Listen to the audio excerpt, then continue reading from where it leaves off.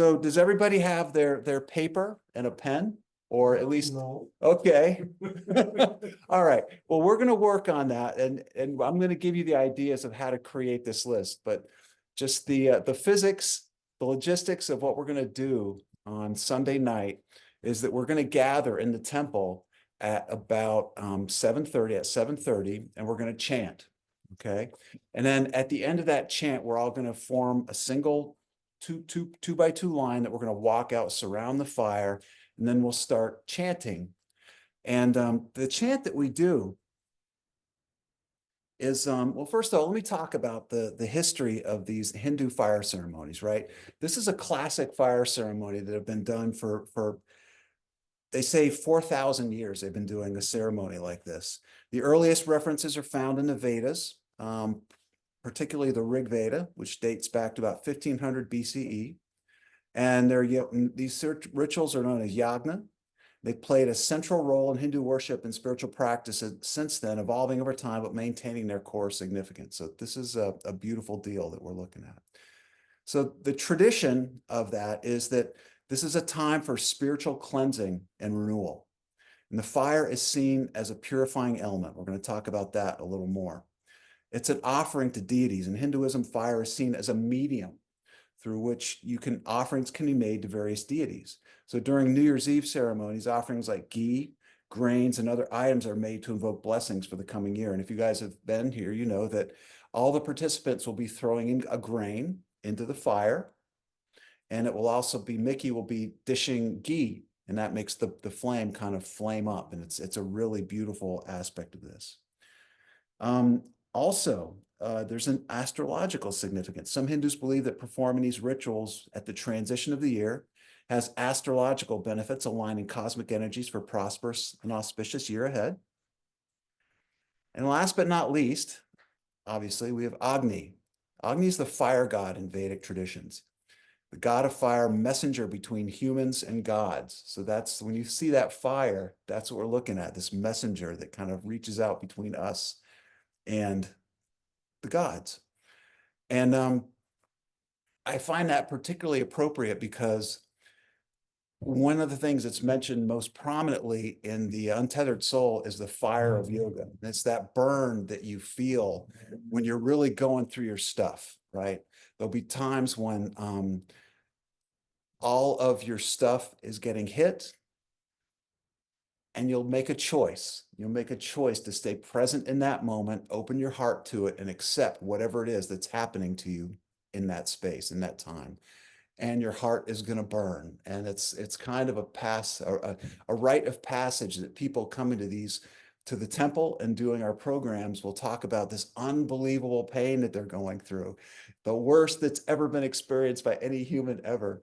And it's amazing and it's beautiful, and I feel you. And that is the beautiful part. That's everything that you want in life is right behind that pain.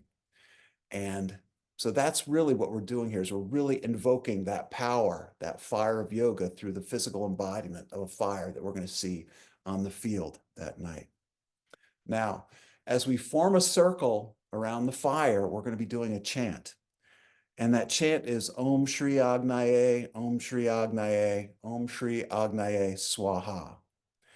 And so I did a little bit of research, and it's quite an interesting story. But Agni is the Hindu god of fire, as we just talked about, but Swaha is his consort. She's personified as the goddess or the consort of Agni. According to the Upanishads, she represents the Shakti, or the power that cannot be burned by Agni. In the Upanishads, Swaha confesses to be enamored by Agni and wishes to dwell with him. And you can look that story up yourself, but she goes through quite a bit of contortions and adventures to kind of get his attention. All right. And just be safe to say that if anybody did that in these modern days, they would be on like Maury Povich or some show like that. It's pretty funny, you know, to see like what that looks like. So, but check it out, the romance between Agni and Swaha. But that's what we'll be chanting: Om Shri Agnaye, Om Shri Agnaye, Om Shri Agnaye Swaha. And one last little piece: the deities state that oblations offered to Agni while invoking her name during hymns allow them to dwell together. Swaha gets her wish of being with Agni, so in perpetuity. So we're helping her too, right? So it's a beautiful thing. So as I was talking about before, the power of this is that you're really looking deep inside yourself for what's happening in your life and how you're functioning, okay? So if you think about being born, you land on the earth, you haven't spoken with your parents yet, you don't know even how to speak, there's nothing inside you that identifies as anything, but there's still this consciousness. When you get whacked on the butt that first time, you feel that and you cry, and that's what opens your lungs. You're conscious. That's the point. You're conscious. You don't have a personality yet. You don't have a way of being yet. You don't know who you are yet, really, but you're conscious. And when you die, that same sense of consciousness will be with you, that same solid point of who you are. So that's that's the steadiness throughout your whole life. And the process of living is that things happen to you. Traumas come, you have adventures and romance and love and trying to earn money. And you go through all these processes, and they can accumulate in the form of traumas, some scaras. But at the core of all of that is this beautiful level of your consciousness. And that's where you're pure. That's where you're most whole. That's the essence of who you are. And the fire ceremony and writing down what you want to let go of is about going back to that pureness of who you are. It's about letting go of all the stuff that's been piled on you, the ego, the traumas, the some scars, everything that gets piled up on top of the purest version of yourself are just hindrances to you feeling God, to you seeing God, to you being God. So that's what we're looking at. Now, the beauty of that is that this fire ceremony is a blessed time to do that. This communication that they talk about in the stories is real. Like that intention that you create with the fire to have your personal blockage presented to God will be addressed. And for those of you who were in the temple last Saturday, a young woman was talking about the fire ceremony. And she was talking with some trepidation about throwing her things into the fire because it is so challenging. And I've heard a number of people talk about that over the years, that it's a little frightening, you know, like literally I can remember putting stuff in the fire and literally an hour later, it starts to get hit, you know, but that's the beauty of it. That's the growth. That's the richness of this. That is the blessing of this time, is that your stuff will be hit, and there's a power that helps to release that, right? There's a power that's coming to be working on you to help that go. So appreciating that power, appreciating the beauty of this moment. The way you do that is to accept that pain, that fire of yoga, and face it with courage. Really, that's what it is. It's about courage. Because when you feel that pain, and you feel your blockages come up, and you feel all your stuff getting addressed, and you feel that burn, it'll happen too. Like, we always want things to happen in a nice, orderly way. So like, let's say we're having something about, I'm just going to throw something stupid out there, but eating, right? You're trying to be more disciplined about your eating. So there'll be some thing that comes up where somebody puts a whole pile of sweets in front of you, and then there'll be another pile. Well, it's never that simple. It's always like, maybe you've got some scar that needs to be addressed about romance, right? So there'll be this and there'll be that. It's always 4 or 5 things that are going to come up all at once and create a situation that your ego can't handle what's happening. Humans, if left to their devices, will let their ego carry them through the situation and not address that core cleansing. Your prayer to the fire, your writing down of your intentions and putting them in the fire, your repeating of swaha and throwing grain into the fire is all about provoking that kind of energy to come up, and it will. So the beauty of this is that you start to see that pain and that fire with a sense of deep, deep optimism and love, almost the same way a mountaineer adventurer sees mountains and that they know they're going to climb and know it's going to hurt and they know it's not going to be easy, but it's the beauty of why you're alive. This is the core adventure of why you're alive. And you think about all you have to give the world is your energy and your love. This is about purifying your sense of energy and your love and the offering that you have to make to other people. So as you settle into this fire, and even if you're remote on New Year's Eve and you send me what you would like for me to throw in the fire, you see that fire as your higher self, the path to your higher self. And the willingness to throw yourself into that fire and feel that burn is the power, is your growth. And that is the force multiplier, if you will. That's the power that's going to take you through anything you thought you could do, past who you thought you could be, into the highest version of yourself, which is really the point of living. So we're going to set some intentions around that. The number one intention is that our purpose in life is to go to God, right? Everything that we do around that, and it doesn't matter, at least to me, what name you call God, what label you put on God. You can call it physics, the quantum field, Buddha, whatever. Just pick somebody that's not you and think of them and ask them for your help, right? Ask them to help you. And commit yourself to that, to just to go to that being, that space, that's something that's higher than just living for yourself. That's where a life of service comes in. That's where a life of beauty, where you're really willing to give up your ego and willing to work through that. So that's the number one first intention. And then all the follow-up intentions that you create are around getting to that number one intention. This is where you start to make that list.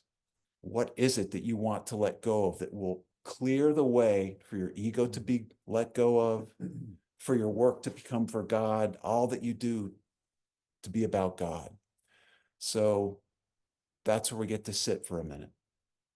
You think about the things that have happened to you over the past year, the things that have caused you to be not at your best, the things that have caused you pain, the things that are more importantly causing you suffering, the repeat patterns of karma that keep coming up again and again in your life. What is it? Why does that keep happening to you? What basic misunderstanding do you have with life that that's what's happening? So think about that, feel that, and to the best of your ability, set an intention. What is it that you would like to let go of in order to achieve the highest version of yourself? As you take the next few days to ponder these things and walk with those intentions, multiple things will come up. And I will ask on my own, I'll ask to be reminded of the things that would be most helpful to put in the fire. And I'm going to advise you guys to do the same thing. So over the next few days, you accumulate this piece of paper and you just write anything down. And it doesn't matter how precise you are with what you write. It doesn't matter how clearly you state whatever it is you want to let go of. It's really difficult for humans to see fully their stuff is that they're letting go of. And honestly, it doesn't matter. This whole adventure that we're on in life is hard for us to understand because there's so much ego, so much sort of standing between us and clarity. So don't worry about it. Write down to the best of your ability what you want to let go of, what's important to you, and watch what happens. So you'll be doing that over the next few days, and imagine yourself just free of all the blockages, free of the traumas, free of the pain. Think of yourself as a clear, empty, open vessel of energy and love. What would it take to get you there?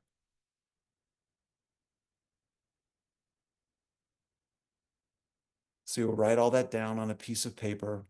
You carry that paper with you for a few days and you'll keep adding things to it.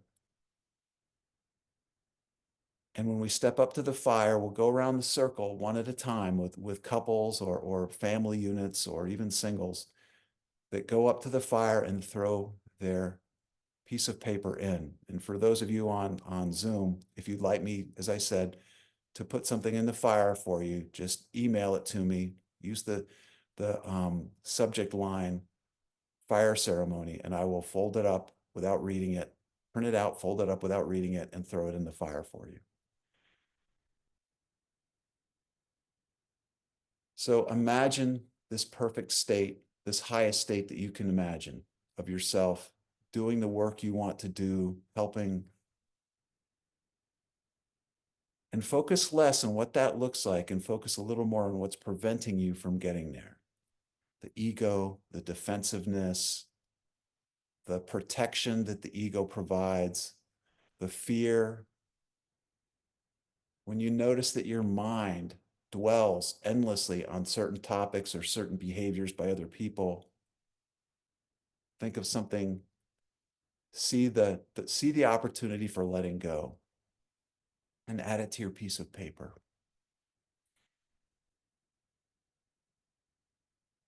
And when finally you're confident and complete that your piece of paper is done, just hold it up to God and say, I'm coming.